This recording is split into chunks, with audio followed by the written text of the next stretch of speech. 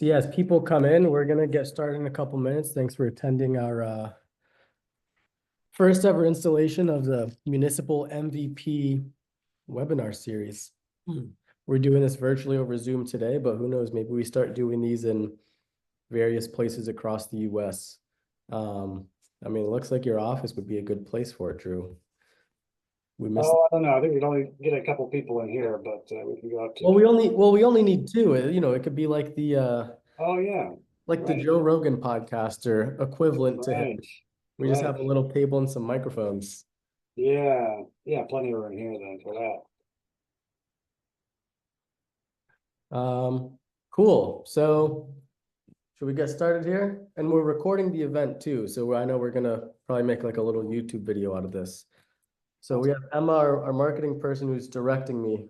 We're good to get started? All right. Cool. So welcome everybody. We're just gonna kick things off here. We have just a pretty casual conversation today talking about innovation with municipalities. We're joined here by our friend Drew. We're going to do introductions on both ends, and we're just going to talk about tech and innovation within public works departments. And yeah, that's really the topic for today. Nothing too serious. So let's see. Let's get things started off. Drew, how about you introduce yourself to the crowd? Yeah, Daniel, thanks so much for having me here today. Excited to chat with you and share some of what we've learned working with Cyvl and on similar projects here. My name's Drew Gatlin. I'm the staff engineer for the city of Morgantown, West Virginia here. We're about an hour south of Pittsburgh, right on the Pennsylvania-West Virginia border. We are, I believe, the third largest city in the state of West Virginia, and we have about 30,000 permanent residents, but about 70,000 residents in our municipal borders on any given day. So, yeah, I've been working this job for about 7 years now, and learning a lot about infrastructure management. Yeah, awesome. I'll give quick 2 seconds on myself, and I think we want to hear all about what Morgantown's been up to. So my name is Daniel. I'm one of the founders and the CEO here at Cyvl. For folks that don't know about us, we're a technology company. We're working with over 300 public works agencies across the US, helping them capture data on their physical assets like roads, sidewalks, and signage. A little bit about me.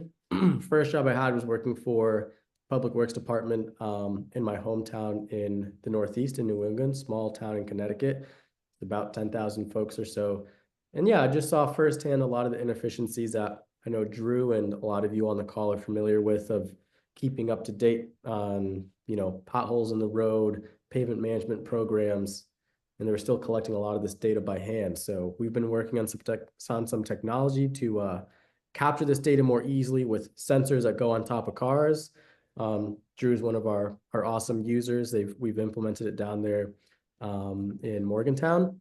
And yeah, excited just to talk about how we really see, our most innovative users pushing the boundaries within public works. I mean, let's be honest with ourselves. It's not one of these industries that's, highest users of technology. There's a level of, conservatism of adopting new technologies. And we really want to try to amplify some of the best use cases we've seen because it's a trend we're seeing in the US.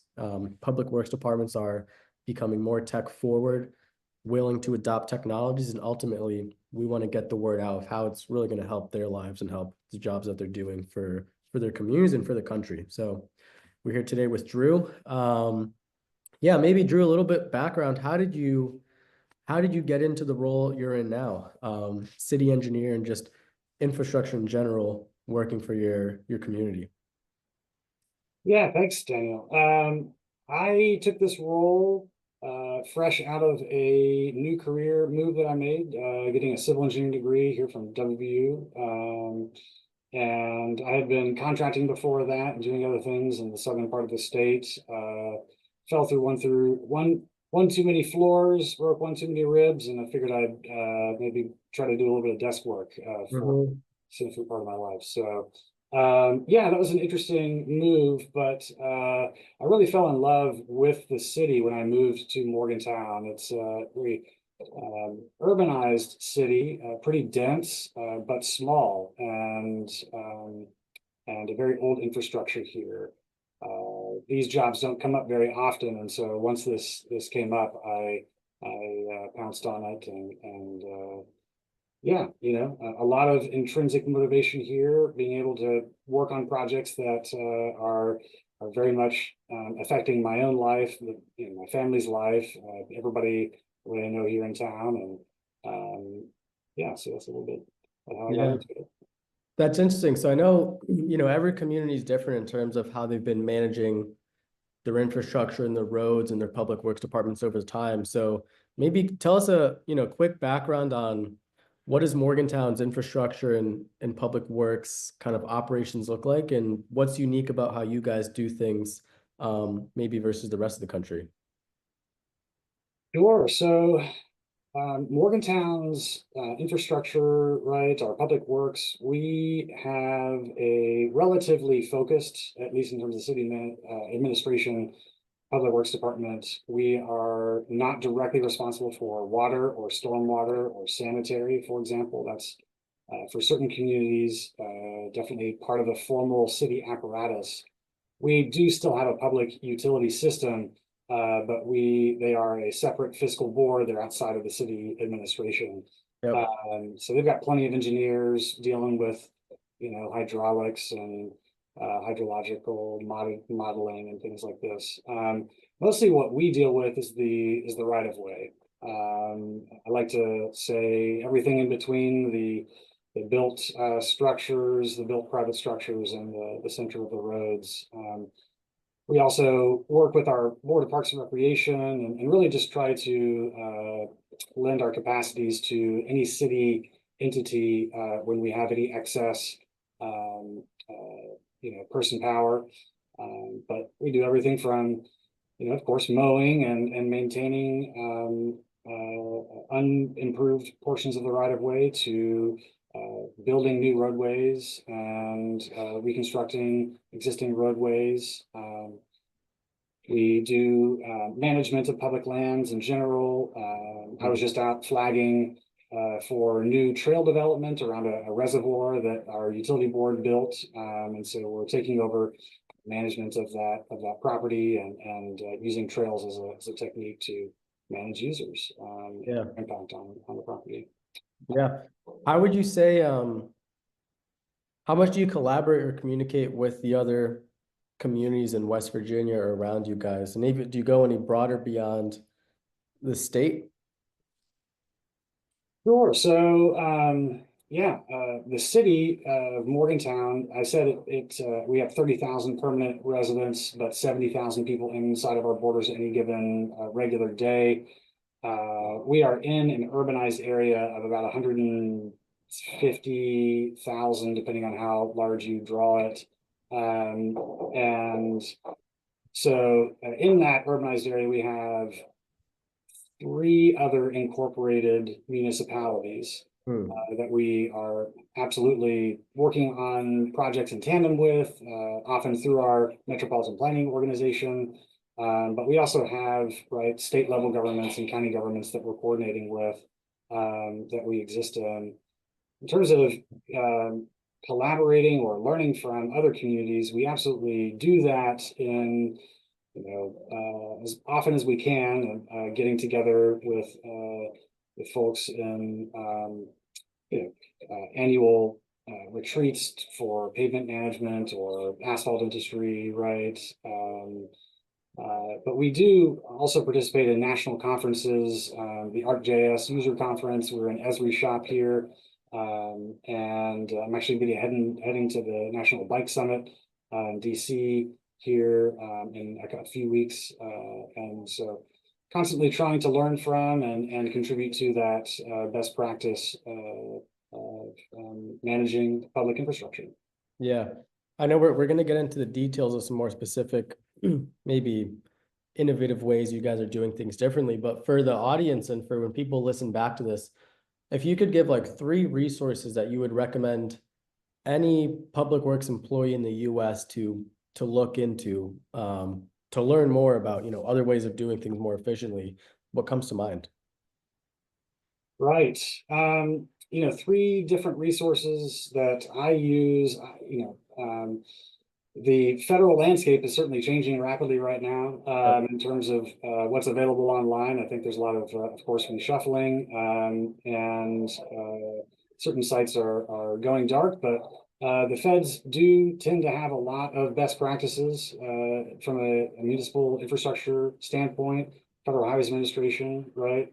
It is remarkable in terms of the studies that the National Strategic Highway Safety Program, right, and NSHARP, different resources like that, where they have tools that are easily obtainable and shareable, Excel models for asset management, things that are very robust and very well explained too in publicly available free documents. I think the Transportation Research Board and its archives, right? Similar, right? They're a national academy, but different from the FHWA. So, trying to remain abreast of those types of new developments, best practices, and then if you have any local transportation assistance program around you, right? Those tend to exist on a state by state level, right? LTAPs, right? Yeah, LTAPs, right? We're fortunate to be in the same city as our LTAP is located, and so we lend them equipment, they lend us equipment. It couldn't be a better partnership and place to look for resources. Got it. Awesome. Awesome. So yeah, let's talk more about technology and innovation. We want to hear how you're pushing the boundaries here. So I'd say, yeah, in general, like what comes to mind for you, the most creative or maybe unconventional approaches you guys are taking, or you're taking specifically, to manage your roads and infrastructure that's outside the box? Mhm. Well, I think we have to sometimes be a little humble in terms of our the types of resources we have available to us. So something that might seem innovative for us might not be innovative for some of your other viewers, but certainly GIS as a technology and as an approach for gathering information, for examining information, for doing asset management, getting away from the spreadsheets, right, from flat file databases, or even access databases for roadway management. It's just a lot more intuitive for more stakeholders, decision makers. I think GIS and our ability to leverage maps as a story telling medium has really been able to transform our ability to receive funding, right, and to convince both local and state and federal funders, right, local being the citizens that we serve, to trust us with more resources and modernize our infrastructure. So, I believe GIS, has been really the vehicle that has been transformative for our ability to maintain our infrastructure and be innovative. And again, might not be too innovative for other people in here, but if you don't have a GIS, a department, or if you're not working, in a map, to communicate through maps, I highly would recommend exploring that. Yeah. Yeah. Look, I know, like you say, some people probably take it for granted because it's the only thing they know, but we've spoken to probably hundreds of communities that they still don't have GIS fully implemented. And like you said, I would say too, from, working with hundreds of agencies, it's probably the lowest hanging fruit that your team could implement. And there's lots of resources out there too to get it up and running pretty easily. everybody knows ArcGIS and Esri. I think they're a great resource for folks. Right, of course, a bit pricey, right? You don't have to be an Esri shop. There's free and They're free open solutions. source Yeah. alternatives, that are out there. Yeah, but Esri certainly does make it easy with a lot of out of the box solutions, right? A lot of integrations with other technologies. What would be maybe some of those free open source solutions that folks could look into? Right. I mean, QGIS would be the traditional alternative for a desktop environment. But it's hard to argue against some of the proprietary but robust solutions out there. Google has been pushing a lot of offerings. Um, you know, we uh, we use Mapillary to host some of our Street View imagery, and then also make it available to OpenStreetMap users for tracing. I'm a huge proponent of embracing OpenStreetMap in general, and its related, organizations that are leveraging that data. Overture Foundation is very interesting if you have more databasing, technical expertise, which we don't, but I understand Sure, how. maybe for the folks that aren't familiar with OpenStreetMap, maybe you could give us like a quick background on what it is and how it's beneficial just for, mapping in the physical world in general. Oh gosh, yeah, hard to underscore the importance of OpenStreetMap. You know, So I think the way that the city was introduced to it, I had some experience with OpenStreetMap beforehand, but more a little bit as a curiosity. Kind of just thought of it as a Wikipedia, right, for maps, and my initial view of it back when I probably 10 years ago was similar to my initial view and maybe a common view of Wikipedia maybe 10 to 20 years ago, Yeah. that it was, not super serious, right?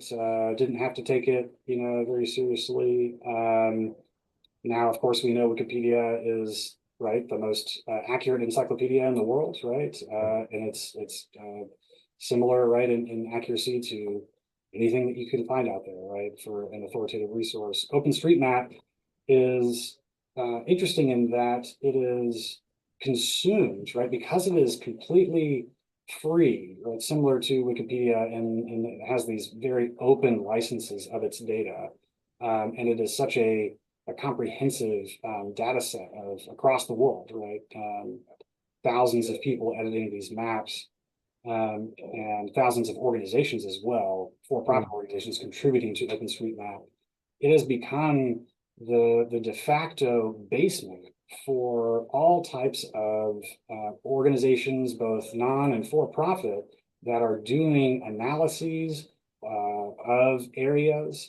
For example, people for bikes and their bikeability analysis, right? Or any kind of walkshed analysis, any type of routing mechanism. So, you might call up an Uber, right? Or get something delivered. All of the delivery, UPS, FedEx, right? They are all of these entities, hundreds and hundreds of consumer facing and business to business operations are occurring, consuming OpenStreetMap data as a base. They're certainly augmenting it with their own proprietary information, Meta, doing a lot of that proprietary gathering. But when you're starting with OpenStreetMap as your base, and it's not accurate in your area, right? Yeah. And you're trying to hire a consultant, right? Every single consultant, no matter how fancy that we've hired, uses OpenStreetMap as a base. Yeah. And so, if you're not familiar with it, I highly encourage you to explore what the OpenStreetMap looks like in your community, or the communities that you are serving. And if you are developing map-based or infrastructure-based, data, to think about how you can integrate it with OpenStreetMap, so that if you're going to put in $10,000 into developing some type of base map or new authoritative data set, right? it would be silly to not essentially incorporate that into this global data set that is being consumed by everybody else, and in which you will essentially pay people to continue to redo that basic analysis if they can't easily access it Yeah. over and over. So. Yeah, I think it is an understated, and probably semi-unknown, I guess, yeah, data source that a lot of people probably take it for granted. But we've learned over time too that if that OpenStreetMap information is not accurate, like you said, anything that comes off of that is going to be incorrect. So like you said, it's being used by Uber, by the food delivery companies, by routing companies, Google Maps, Apple Maps, everybody depends on it. So yeah, I know we're not being sponsored by OpenStreetMap at all. They're nonprofit, but definitely if you want to contribute anybody to better base maps, better GIS, that's a really good organization to get in touch with. Because it's like Wikipedia. Anyone can go on and edit it and contribute to it. And there's quality checks and everything, but certainly a good thing for folks to rally behind. Absolutely. Yeah, yeah. And if only you don't want to be paying over and over and over again for the Yeah. same sort of updating of the bad data that exists in OpenStreetMap every time you do some type of analysis that includes a mapping, based information, right? Yeah. It Yep. only makes sense to go ahead and put that effort into updating the base layers. Definitely. So yeah, let's talk more about, collecting other types of data. I know, we're kind of saying, hey, GIS could be really low-hanging fruit for municipalities that are just looking to be a little bit more efficient. So I know in our kind of partnership together, you were testing out the Cyvl technology, and we did a citywide map to pull some things into your GIS database. Maybe walk us through like end to end, Drew, how you even had this idea, how you heard about these new technologies like Cyvl, like other ones, and then kind of how did your gears start getting turning to think, all right, how could this be leveraged to really turbocharge or supercharge our GIS? And then, what were the results of some of these projects? Yeah, that's a great question. So the city of Morgantown, we have West Virginia University here. As I mentioned, right, that's the host of our LTAP, as well as a robust civil engineering program and other engineering programs. So we've always had a bit of a data influence, right, locally, encouraging the city, despite the fact that we have a pretty small department, to be innovative and to think about data or think systematically. So we have used LiDAR-based pavement assessment techniques once before, back in 2017 with the original Dynatest company. People that used to drive around vans with reflective deflectometers and do structural analysis of pavement structures. We have about 136 miles of roadway here in town that we maintain, and so that is just it's beyond what we currently have revenue to maintain in good condition, right? And so really always attempting to get more out of every dollar, more miles out of every dollar that we input, be more innovative with the techniques that we use to maintain our most expensive assets, but also like the physical techniques, right? Are we going to do this type of fog seal? We're going to mill and fill. We're going to reconstruct, right? But then also that important analysis of like which one do you do first, right? To essentially maintain all of your roadways, right? Get them all to be in a good condition. Morgantown's transportation network was started well before the 1700s even, right? This was a rich native area, right? And so it's an old town, old roadways, old infrastructure, narrow, and our roadways are often just up there with the best of the East Coast in terms of having brick, as a foundation. Yeah. lots of layers on top of that. So essentially, we've been playing whack-a-mole for decades, trying to maintain that infrastructure. And what has led me essentially from these early versions of sort of LiDAR analysis to what we were considering in terms of a reassessment last year to ultimately choosing Cyvl was we were faced with that decision, right? We need to go and essentially reevaluate the condition of all of our streets and all of our pavements. And how can we do that effectively? Are we going to And pick you guys do somebody? that internally to some extent, or you were trying to do that internally?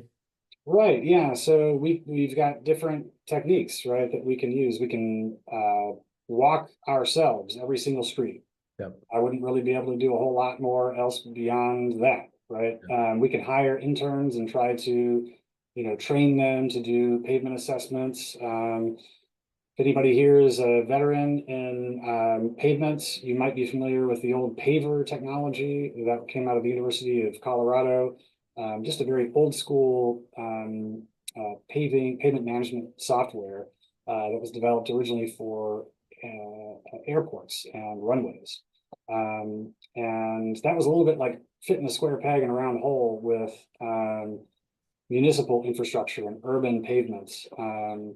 Very different from a runway, right? Different funding techniques, different complications.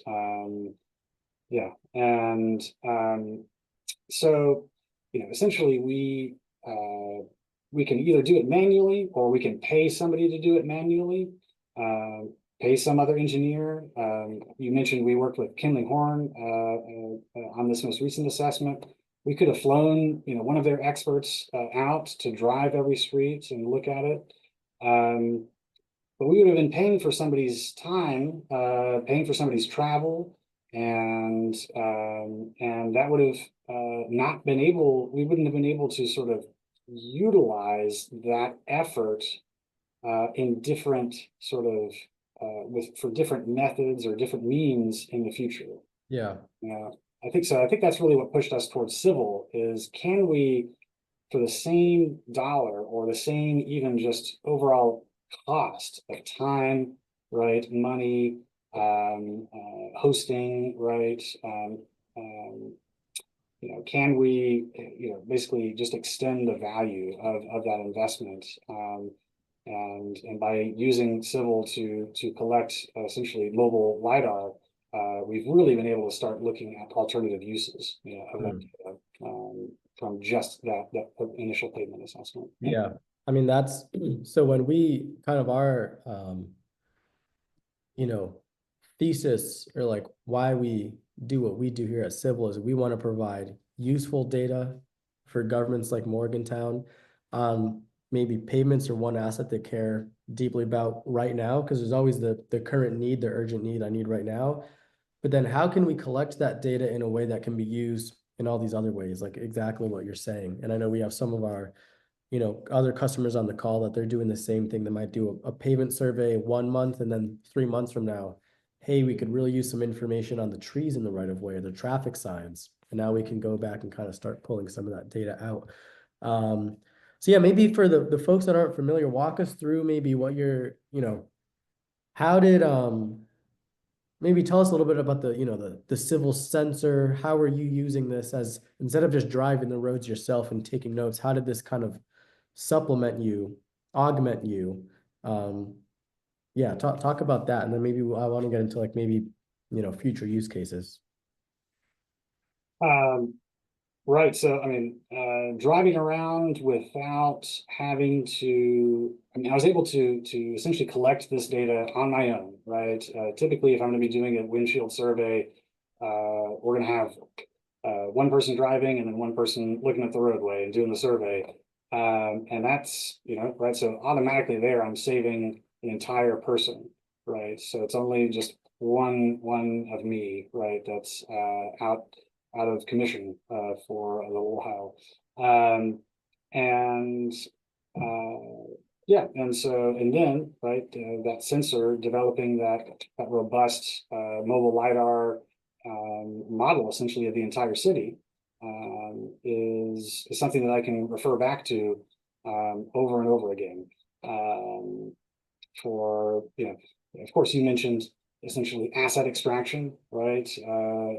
Depending on what type of asset management that you are hoping to do from just that kind of traditional, capital investment, and like, if you want to model deterioration, or you want to just like plan how you're, going to go inspect these things on a regular basis. That's a very traditional use of this type of technique, which you could do that with a windshield survey as well.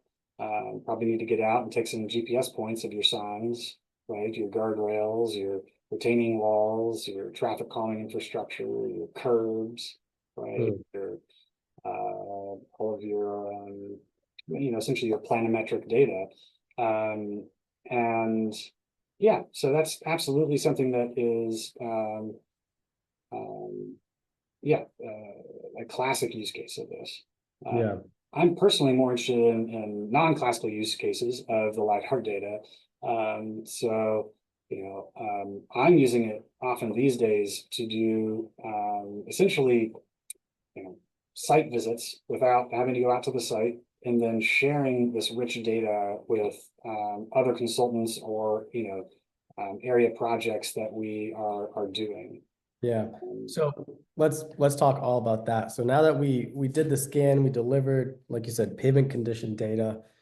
You have this full, 3D model of the city with LiDAR point clouds. And for folks that aren't familiar, LiDAR is 3D laser scanning. So essentially the unit that Cyvl provided to Drew that he drove around with pretty much turns his car into like the Google Street View car, doing 360 imagery, and then we build a full 3D model of the world.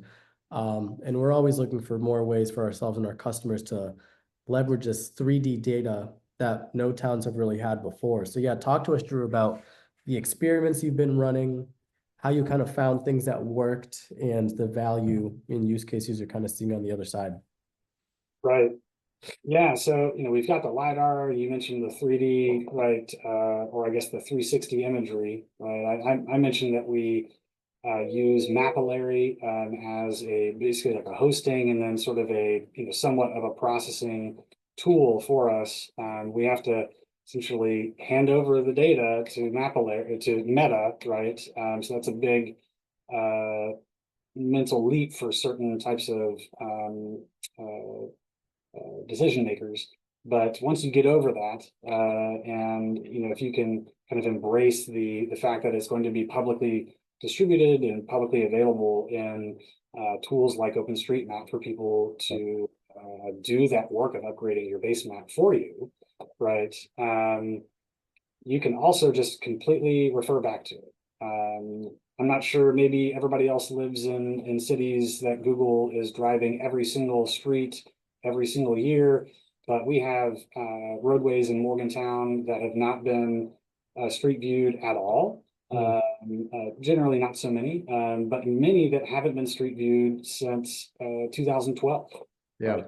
And we've had a lot of change in our built environment, deterioration, but also improvement, development, right?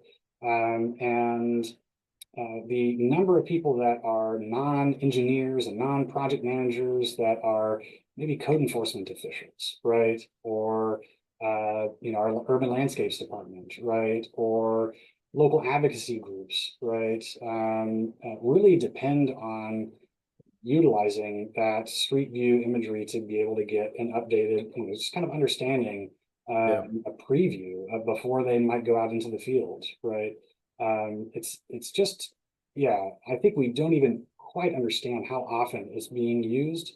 And so I don't need much convincing to just update it ourselves, release it out into the world. Yeah.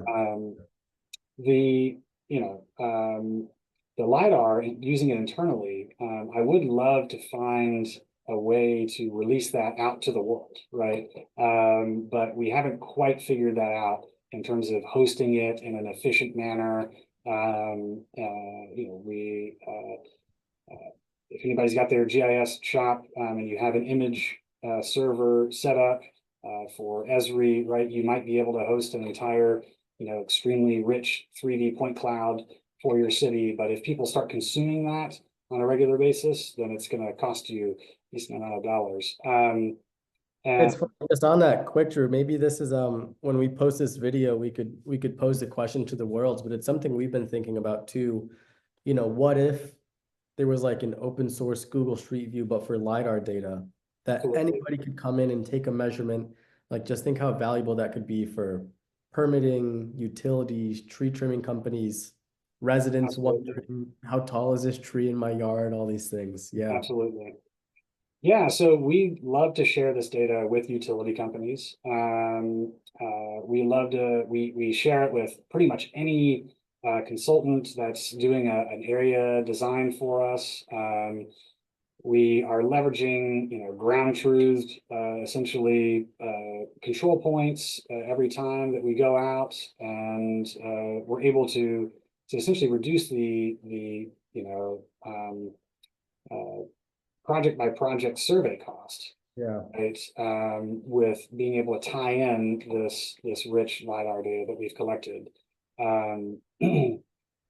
So when anybody else is designing in our area, we want them to have the best resources, and we want them to make as few assumptions, right, as or want them to make appropriate assumptions, right? Yeah. And so it's a very useful thing for us to be able to reduce costs of design, and upfront costs, and then the cost of uncertainty, right, in design. We do a lot of less than full plan design for some of our transportation projects internally as well. A lot of field fit. And so this has been able to help us essentially get that field fit level of design closer to a survey quality, design. And yeah, really we're approaching that point that we may have that survey quality forever going forward, Yeah. maybe in a few years, right? Yeah. Um, So maybe help if you were to like to estimate just like time savings of yourself, your staff, consultants and contractors coming in to do field work, and then maybe just like estimate a high level dollar saved. Um, I think that'd be awesome for people to hear because, like you said, we got limited staff in public works departments, limited budgets where every dollar counts. So yeah, how valuable has this LiDAR data really been to you and your team? I really can't put a dollar amount on it. It's hard to understand, right? I would put it in the thousands of dollars per intersection, right? In terms of even just being able to design curb ramps, with it, having a true understanding of projections and obstructions, and wall deterioration, and things like this. Yeah, yeah. Would love to, really be able to communicate on a dollar per dollar basis, but I think that's good enough. I mean, just uh, the fact that people can realize like something like this could make up for its investment probably within a year yeah, or less. And like you said, going forward, having that data. yeah. I mean, I use this LiDAR, some other more non-traditional ways. I do sightline analysis with it a decent amount, and analysis of like vertical and horizontal curves when I'm looking at traffic calming and other things like this. Anything like that, it would, it's not just the time saved going out in the field, right? It's the safety, right? It's the, yeah, it's hard to capture the value there, but it's remarkable not having to mobilize and set up traffic control and all of these other things, and you can just essentially do it through your desktop. Um, Yeah. And so talk to folks, they might be wondering like what tools are you using to view the LiDAR data, to manipulate it, take measurements? What are some resources people could look into? Yeah, so Cyvl, you all make the data available, through your portal. and you have the poetry viewer. That is a relatively intuitive, but easy for some users to get overwhelmed. Learning how to use that viewer, I definitely have found the time spent learning just how to use that platform is well spent, versus attempting essentially to work to ingest it into other types of softwares. We also are an AutoCAD shop, so we have the general AEC license here. We have pulled things into Revit and Recap and those different tools in order to process for ultimately a Cyvl 3D ground layer. That's a pretty advanced workflow with a lot of decisions about things like filtering the points and decimation that are beyond my level of expertise personally, and honestly beyond many people's, unless you're sort of in working with this data on a day-to-day basis, or you're essentially in a grad program geography department. So.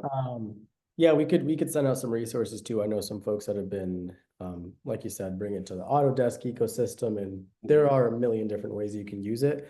But even like, the web platform we have in our tool where people can go and using it, that poetry platform, just to click, take measurements. It's kind of an easy way to get started with the 3D data. Yeah, it's more robust than it seems, for sure. Yeah, so, but, yeah, those point clouds are absolutely usable in lots of different places, in different platforms. Yeah. So talk to us about, let's talk about the future. What's your prediction in the next, let's say, 10 years? 10 years is soon enough where it could be realistic, but far enough where it's kind of like, who knows what's going to happen. Based on what you're seeing now with LiDAR data sets and how, a community like Morgantown can start using these rich 3D environments for, like you said, saving hours and hours and thousands of dollars even per intersection. 10 years from now, what's the typical public works department look like? What tools are they using? What data workflows? And how's that different from today? That's a good question, right? A place like Morgantown, right? I think we are finding more and more integrations with our previously siloed kind of co-managers of the infrastructure. I would say like utility companies. We now are meeting more and more often, right? Doing future planning, just trying to coordinate, right, about the impacts that we make collectively on the infrastructure. But I think what we're seeing is that we can't ignore that collaborative, right, push, right. And if we are going to be collecting this rich LiDAR, right, we need to be ensuring that it can be used as easily as possible by project partners and just people that have anything in mind for developing or managing the places that you're in. Next 10 years, right? I'm imagining, right? We've had 2,000-year storms over the past couple of years here. It seems like every year we're getting another 100-year storm at this point, and so stormwater change the definition of those things. Yeah. Hopefully there'll be some people left at FEMA to do some of that modeling. But yeah, I think that we've been doing stormwater modeling and flood modeling with very grainy data sets, right? And how can we merge the sort of the aerial LiDAR with these mobile LiDAR data sets, and these do studies on a property by property basis to help make these communities more resilient, right? To help reduce impacts to our infrastructure. You know, water is gonna flow, and our stormwater is, infrastructure is only so big currently, so understanding really where those impacts are going to be occurring, I think, we're going to have a lot more predictive power, right? We're attempting to do that with the pavement assessments and everything, but kind of diversifying that prediction, right? I think is the going to be the future. Yeah, I think the way we see the future is, one, I see a world where every single town and city, they have these full 3D models of all their infrastructure, not only for the pavements, but like you said, for right of way, for utilities, for planning and design projects, that they're able to update this every year, maybe more frequently than that.